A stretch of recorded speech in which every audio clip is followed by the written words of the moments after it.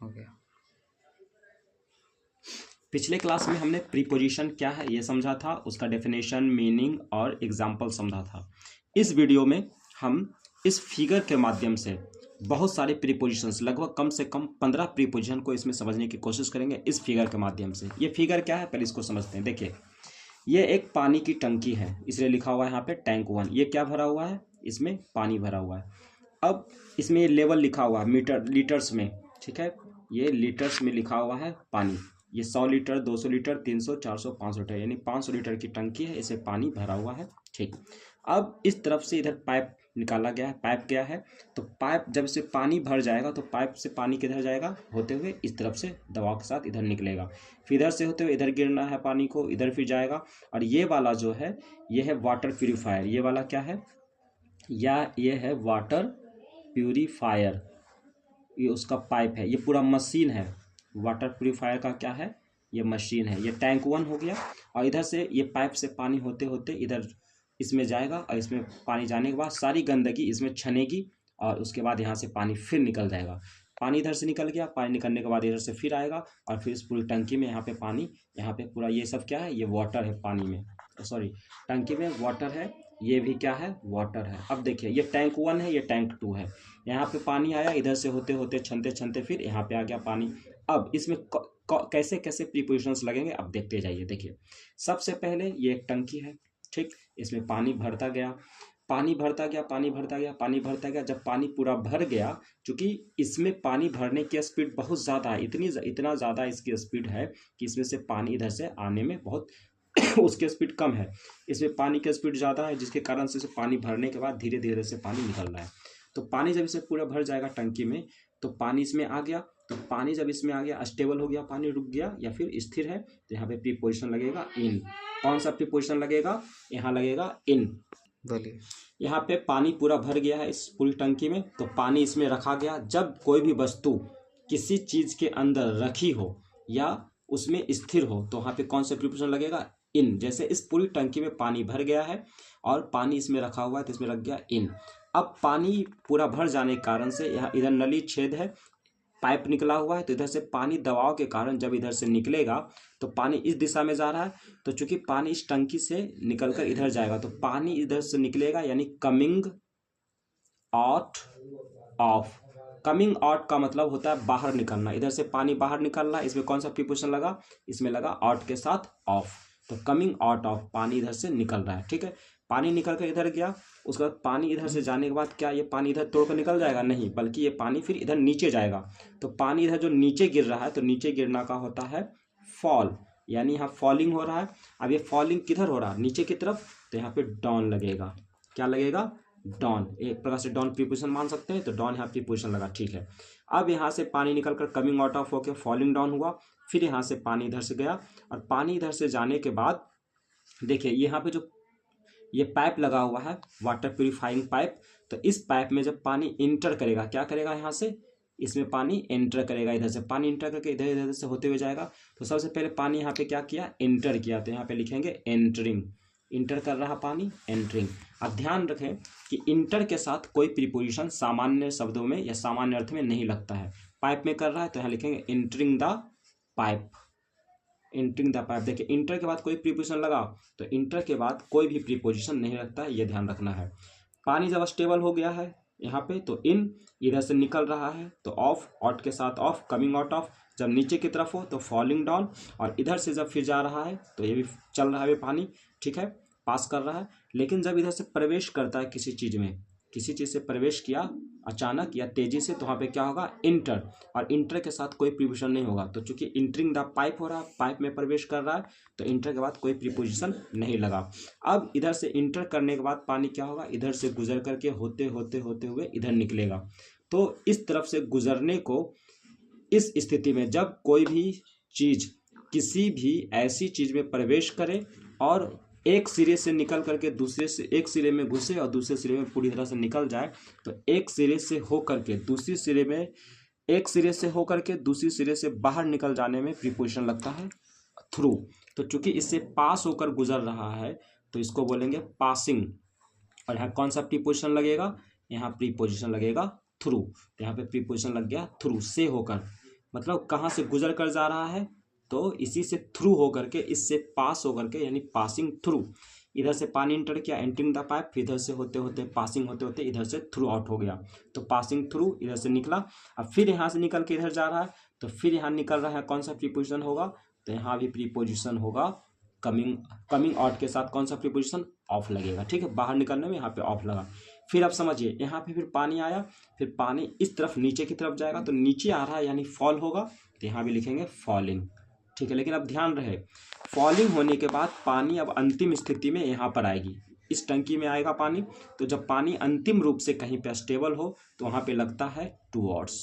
क्या लगेगा, टूवर्ड्स। ध्यान रखिए, देखिए यहाँ पे फॉलिंग हो रहा था, लेकिन यहाँ पे इस फॉलिंग को रोकने वाला, अंतिम रूप से स्वीकार करने वाला कोई रिसीवर नहीं था। यहाँ पानी गिरा, भटकते भटकते भटकते भटकते यहाँ पे आया। अगर यहाँ पे पानी आता, यहीं पे कोई टंकी होती, तो वहीं पे हो जाता फॉलिंग टूवर्ड्स। लेकिन यहाँ से पानी भटकते भटकते होते होते कहाँ पे, अंतिम में यहाँ भटका, यानी पानी को रिसीव करने वाला कोई रिसीवर नहीं था, इस कारण से यहाँ पे लगा डाउन। ठीक है, लेकिन यहाँ पे पानी फॉल हो रहा है, लेकिन यहाँ पे अंतिम रूप से रिसीव करने के लिए, इसको स्टेबल रखने के लिए कोई टंकी लगी हुई है, तो ये टंकी इसको रिसीव करेगी, यानी टंकी रिसीवर है, तो यहाँ पे क्या लगेगा, फॉलिंग टूवर्ड्स, यानी कौन सा प्रीपोजिशन लगेगा, टूवर्ड्स, तो यहाँ पे लगेगा फॉलिंग टूवर्ड्स। फिर पानी यहाँ पे आ गया, तो पानी अभी बताए थे यहाँ पे शुरू में कि स्टेबल हो जाए तो क्या लगता है, इन। यहाँ पानी आकर रुक जाएगा, यहाँ लगेगा इन। अब ध्यान दीजिए, पानी इधर से होते होते आया, यहाँ पे गंदगी छनी, तो क्या गंदगी थोड़ी बहुत तो होगी, कुछ ना कुछ, तो अंत में यहाँ पे थोड़ी बहुत गंदगी यहाँ पे जम गई, कहाँ पे, इस टॉप पे, सॉरी बॉटम पे, यहाँ पे तल पे, टंकी का जो निचला सिरा है, तल है अंदर का, इसी को बोलते हैं बॉटम, BOTTOM, बॉटल मतलब तल या निचली सतह। यहाँ पे ये गंदगी जम गई, इस गंदगी को बोल सकते हैं सिल्ट, SILT, सिल्ट मतलब अवसाद।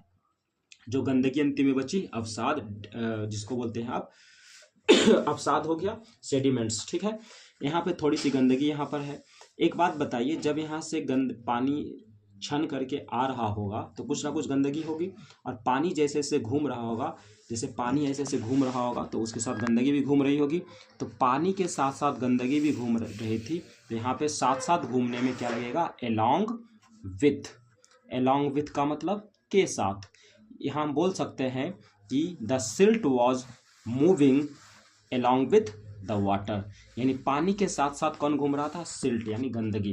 तो साथ साथ घूमने में, या साथ साथ जैसे पानी ऐसे ऐसे घूम रहा था, गंदगी इसी के साथ वैसे वैसे वो भी घूम रही थी, तो इसलिए along with यहाँ पे के साथ, यानी कौन सा प्रीपोजिशन लगा, with, along with। ठीक है, यहाँ पे अब यहाँ पे गंदगी यहाँ टॉप, सॉरी बॉटम पे है, तो ये है सिल्ट। तो अगर पूछा जाएगा कि गंदगी कहाँ है, तो बॉटम पे। बॉटम के साथ क्या प्रीपोजिशन लगेगा, ऑन, एट या अपॉन, यहाँ लगेगा एट। क्यों, क्योंकि बॉटम के साथ प्रीपोजिशन लगता है एट, तो at the bottom. The silt is at the bottom, यानी गंदगी कहाँ है, बॉटम पे। ये हो गया, आप समझिए। यहाँ पर मार्क किए हुए हैं 100 लीटर, 200, 300, 400, 500। अगर किसी ने पूछा, मान ले पानी 300 लीटर भरा है, किसी ने पूछा कि टंकी कितनी भरी है, तो कोई बोला कि 200 से ऊपर है ना। तो इसी को जब हम किसी डिजिट के माध्यम से ऊपर नीचे दर्शाते हैं, तुलना करते हुए किसी के माध्यम से, जब हम किसी दूरी को, ऊंचाई को बताते हैं, तो वहाँ पे ऊपर के संदर्भ में एबव यूज होता है, और नीचे के संदर्भ में यूज होता है क्या, बिलो, संख्या या मात्रा बताने में। जैसे कोई बोलेगा कि पानी जो है टंकी के आधी लेवल से ऊपर है, तो जब हम लेवल, मात्रा या संख्या के माध्यम से लेवल या ऊंचाई बताते हैं, तो वहाँ पे एबव, ऊपर के अर्थ में एबव, और नीचे के अर्थ में बिलो यूज होता है। तो अगर कोई बोलेगा 200 लीटर से ऊपर है पानी, मान ली 300 लीटर भरा है, कोई बोला 200 लीटर से ऊपर है, तो एबव 200। ठीक है, अगर कोई बोलेगा कि पानी जो है 300 लीटर से नीचे है, 300 लीटर से नीचे है, तो नीचे के अर्थ में बिलो 300 लीटर्स। ठीक है, तो एबव ऊपर की ऊंचाई बताने के लिए, बिलो नीचे बताने के लिए। ठीक है, ये संख्या सूचक है, संख्या या मात्रा बताने के लिए इसका प्रयोग होता है। इतनी बात समझ गए। अब ध्यान दीजिए अगर यहाँ पे ये टंकी है, फर्स्ट टैंक, इस टंकी पर कोई उड़ करके चिड़िया आती है, यहाँ पे कोई चिड़िया उड़ करके आई सपोज कीजिए, और यहाँ पे एकाएक आने के बाद यहाँ पे रुक गई। तो अगर एकाएक रुक गई, तो यहाँ पे प्रीपोजिशन लगेगा एट द टैंक, 1। ठीक है, ध्यान रखिए, टंकी के ऊपर है, टंकी पर है, इसलिए यहाँ पे लग गया कौन सा प्रीपोजिशन, एट। अगर अचानक चिड़िया उड़ करके आई और यहाँ अचानक एकाएक रुक कर बैठ गई तो एट। लेकिन चिड़िया उड़कर आई और उड़ने के बाद थोड़ा सा यहाँ चहलकदमी की इस टंकी पर, ऐसे ऐसे थोड़ा सा चहलकदमी की बोली और उसके बाद यहाँ पर रुक गई, तो यहाँ पे प्रीपोजिशन क्या लगेगा, यहाँ लगेगा ऑन द टैंक 1। ध्यान रहे, जब कोई इस पर कोई पक्षी या कुछ भी यहाँ पर चल करके आई और तुरंत उड़ करके आई और तुरंत बैठ गई, एकाएक रुक गई तो एट, और आने के बाद थोड़ा सा चहलकदमी की उसके बाद रुकी तो क्या हो जाएगा, ऑन। ये ध्यान रहे।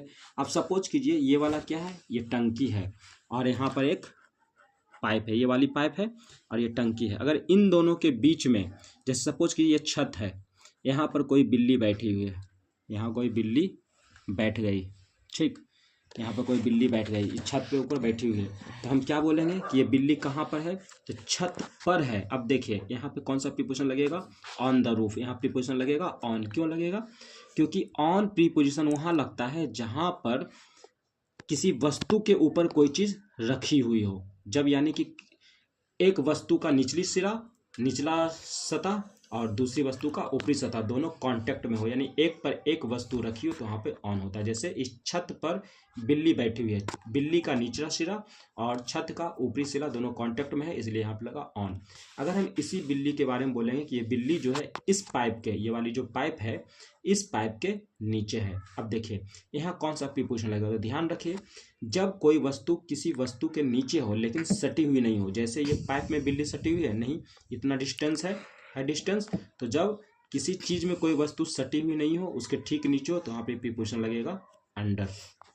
कहाँ हो जाएगा, अंडर द पाइप, ये पाइप है इसके अंडर, ठीक है। अब हम इसी को दर्शाना चाहेंगे कि ये बिल्ली जो है इस टंकी और इस पाइप के बीच में, यानी ये दोनों पाइप अगर कह दें दोनों पाइप के बीच में है, तो इन दोनों पाइप के बीच में, तो दो वस्तु के बीच में अगर कोई तीसरी वस्तु हो तो वहाँ कौन सा प्रीपोजिशन होगा, वहाँ प्रीपोजिशन होगा बिलो।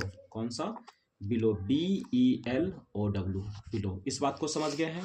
अब इतनी बात समझने के बाद अब थोड़ा सा यहाँ पर आते हैं। देखिए जैसे यहाँ पे कोई टेम्पल है, मंदिर है, यहाँ पे मंदिर है, इसी के बगल में कोई पेड़ है, तो हम बोलेंगे कि मंदिर के बगल में पेड़ है, यानी पेड़ कहाँ है, ये ट्री जो है कहाँ है, मंदिर के बगल में।